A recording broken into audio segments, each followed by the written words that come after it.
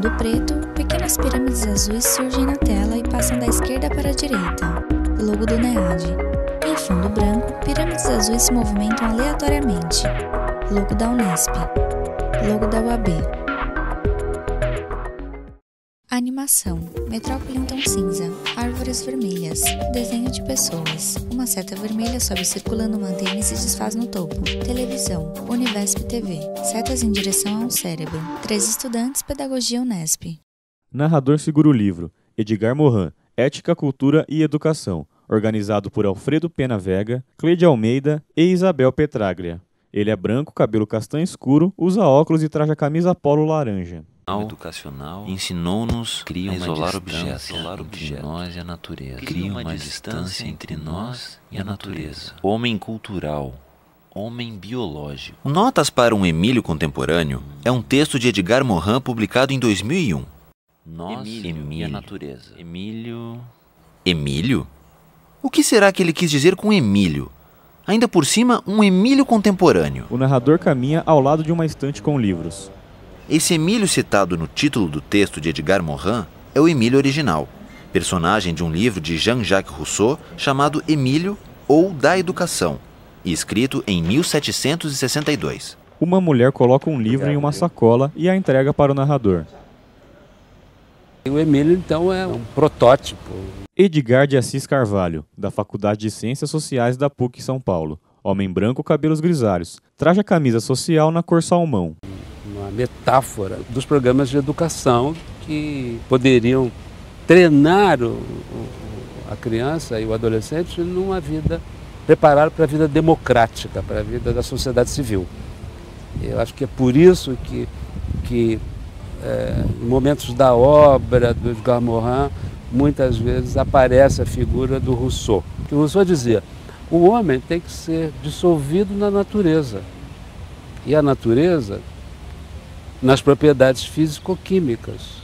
Não há essa separação entre o natural e o cultural. O romance do Rousseau, ou melhor, esse ensaio pedagógico, como se costuma dizer, ele é um pouco nessa direção. O preceptor teria a função de ensinar ao Emílio esse tipo de preparação, quer dizer, uma educação mais voltada para o entendimento mais integral do homem. Edgar Carvalho dá uma dica para entender um ponto importante do pensamento de Rousseau. Para ele, não há separação entre natureza e cultura. Esse também foi um ponto importante para John Dewey, filósofo que já apareceu em outras aulas da filosofia da educação. Foi Dewey quem trouxe essa discussão de separação entre natureza e cultura para a filosofia contemporânea. Edgar de Assis Toda vez Carvalho. que se refere a esse Emílio contemporâneo, é porque o Morin tem a ideia que a função da educação é religar os saberes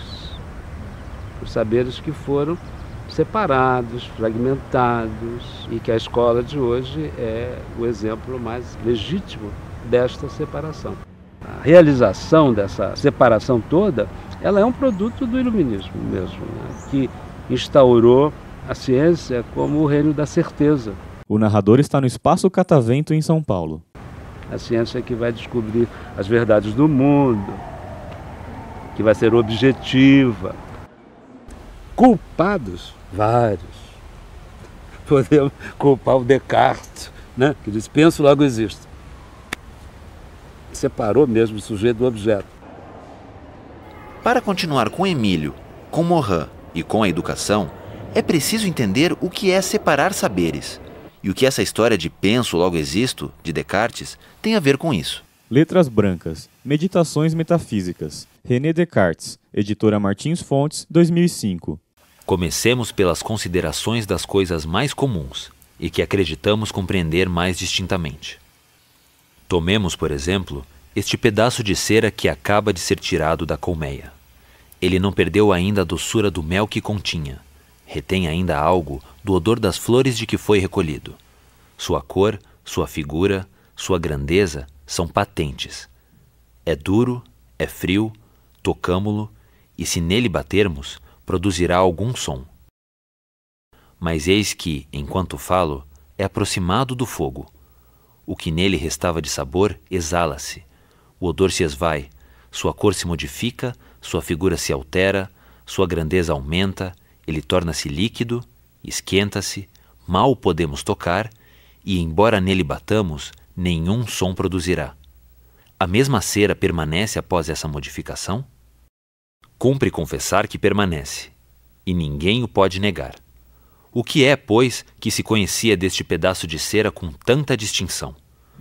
Certamente não pode ser nada de tudo que notei nela por intermédio dos sentidos, posto que todas as coisas que se apresentavam ao paladar, ao olfato, ou à visão, ou ao tato, ou à audição, encontram-se mudadas. E, no entanto, a mesma cera permanece. É preciso que eu concorde que não poderia mesmo conceber pela imaginação o que é essa cera, e que somente meu entendimento é quem o concebe. Por onde fica provado não só que a imaginação não pode me dar a conhecer a natureza dos corpos que se lhe apresentam, mas ainda que o pensamento puro é o único capaz de fazê-lo. Trecho do filme Descartes, 1974. Versátil. Homem com trajes antigos está de pé. Ao fundo, uma mulher e um homem estão sentados. Ao lado deles, homem de pé com os braços cruzados. Todos sabem que às vezes os sentidos nos enganam. Suponham então que nada do que vemos seja como os sentidos fazem parecer. Porém, duvidando de tudo, parece-me imediatamente evidente que penso, e se penso, deve existir alguma coisa. Penso, logo sou, logo existo. Descartes foi um filósofo francês que viveu no século XVII. No exemplo do pedaço de cera, Descartes defende a tese de que o mundo deve ser entendido pela razão e não pelos sentidos. Com esse exemplo, ele procura mostrar que todas as informações sobre a cera, que obteve inicialmente por meio dos sentidos, a cor, a consistência, o cheiro, o gosto e o som da cera, se alteraram quando ela se derreteu. E apesar disso, ele sabe que se trata da mesma cera e não de outro objeto qualquer. Como ele pode reconhecê-la? Graças à capacidade de sua razão, pois ela lhe permite reconhecer os reais atributos da cera, sua plasticidade e extensão. O que Descartes tem em relação aos sentidos é mais do que uma desconfiança. O filósofo escreveu que sobre o que é revelado pelos sentidos pode haver dúvida, e se há dúvida, para Descartes, é falso. Sobre a verdade, diz ele, não pode haver nenhuma dúvida. Descartes é um filósofo racionalista. Milton Meira do Nascimento, da Faculdade de Filosofia, Letras e Ciências Humanas da USP. Homem branco, cabelo e bigode grisalhos. Traje a camiseta polo rosa e suéter marrom sobreposto. Valoriza a razão. Eu penso, eu existo. E talvez o Rousseau pense, eu sinto a existência. Portanto, a sensibilidade vem antes. Então, em todas as questões, Rousseau é uma espécie de Descartes invertido. Não é o primado da razão sobre a sensibilidade, mas da sensibilidade sobre a razão. Rousseau é um filósofo do período da chamada do iluminismo francês, né?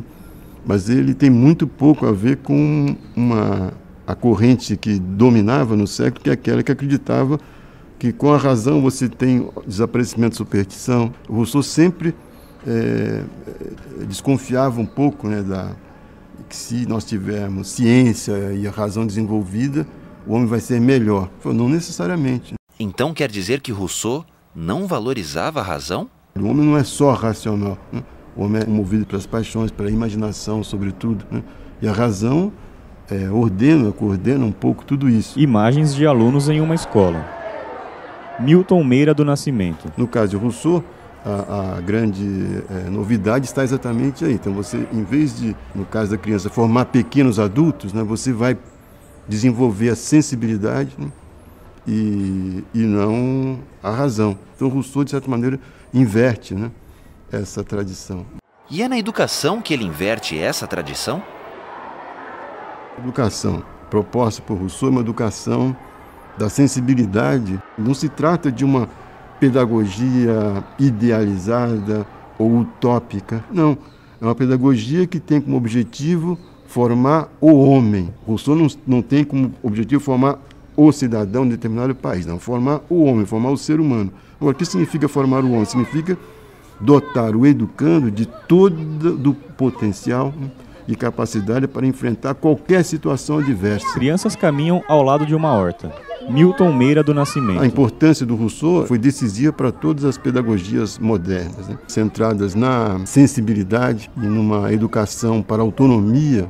Tiveram mais ou menos a sua origem no Emílio, né? Mas é interessante que o Emílio, como é um texto muito denso, né? Ele foi sempre um texto que os pedagogos não gostavam muito, né? Porque é um texto pesado, né? E com frequência as pessoas já pedem que haja algo prático de aplicação. Isso é muito complicado, porque como se trata dos princípios da educação, não é um modelo, uma panaceia para situações concretas. O professor, diante de situações práticas, ele tem que aplicar princípios de uma educação que tenha como objetivo principal o educando e na sua formação para a autonomia, para a liberdade, para que ele possa organizar bem o seu mundo, independentemente daquilo que ele recebe da sociedade.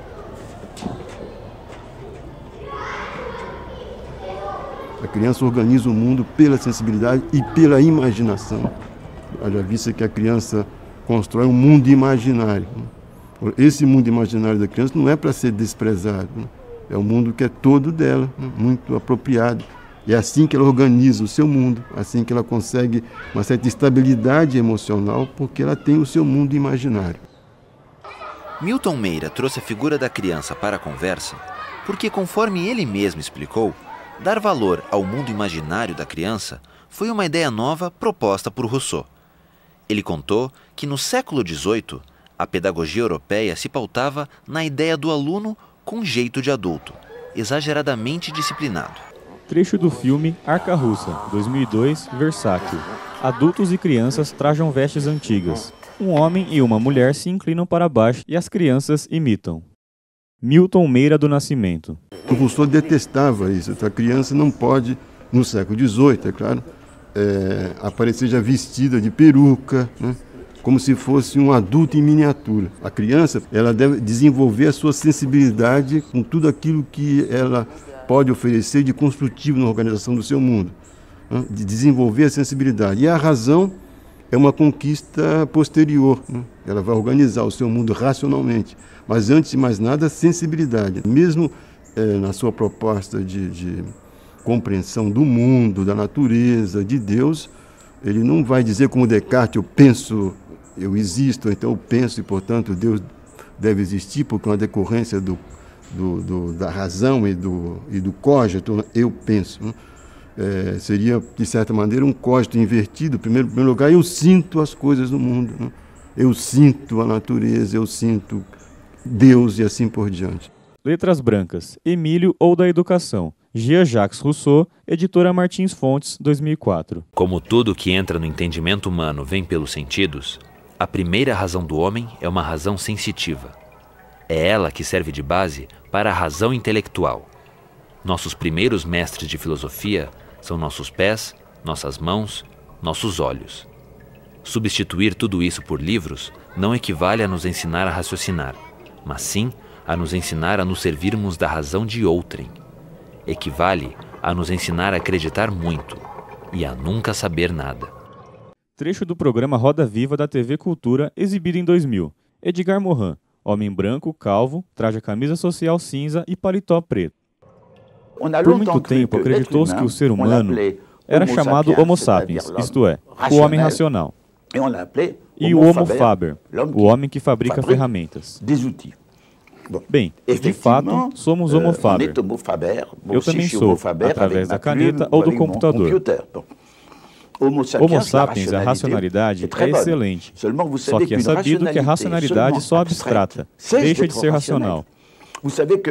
Você sabe que não há pensamento racional sem emoção.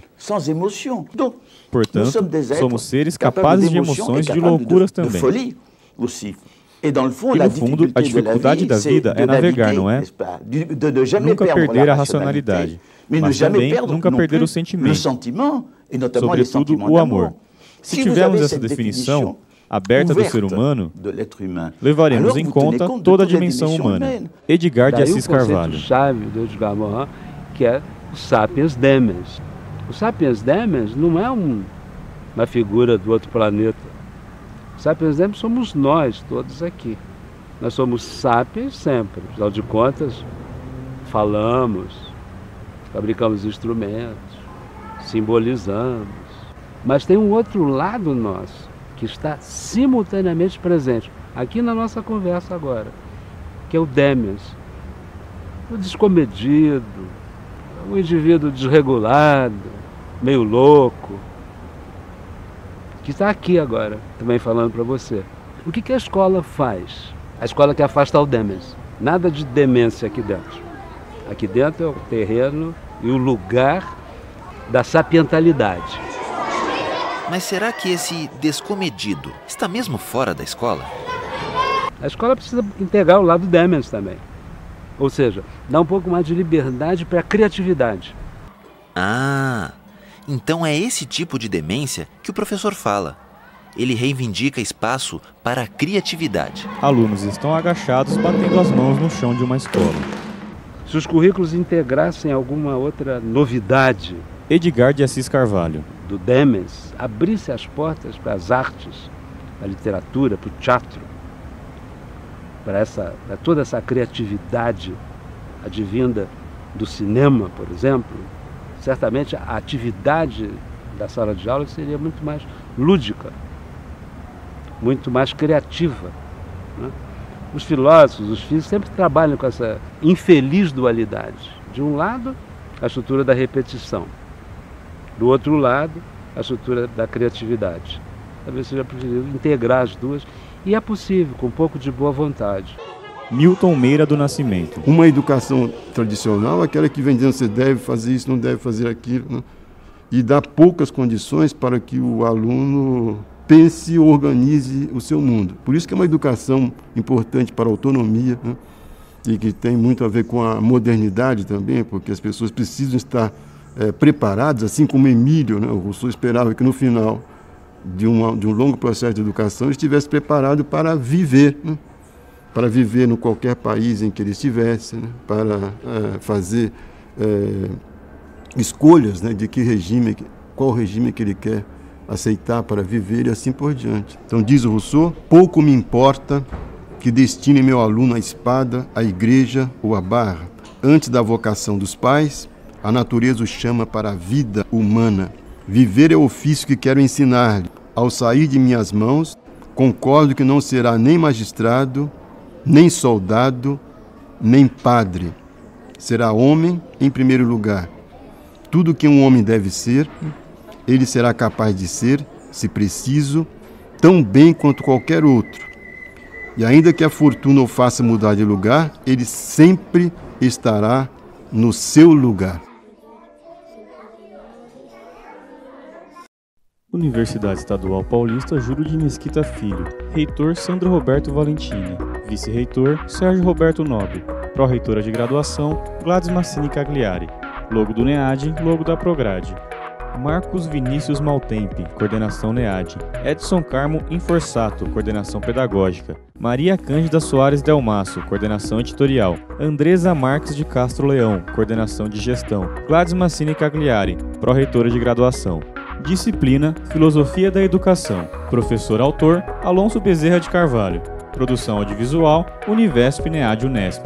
Logo da VUNESP, logo da Fundunesp, logo da Unicel, logo da Prefeitura da cidade de São Paulo, logo do NEAD, logo da Prograde, logo da Unesp, logo da UAB, logo da CAPES. Roteiro de audiodescrição: Ana Maíra Samuel da Silva, Ana Virgínia Eziano Lima e Renato Costenaro. Locução: André Neri. Consultor: William Donizete Vigentin.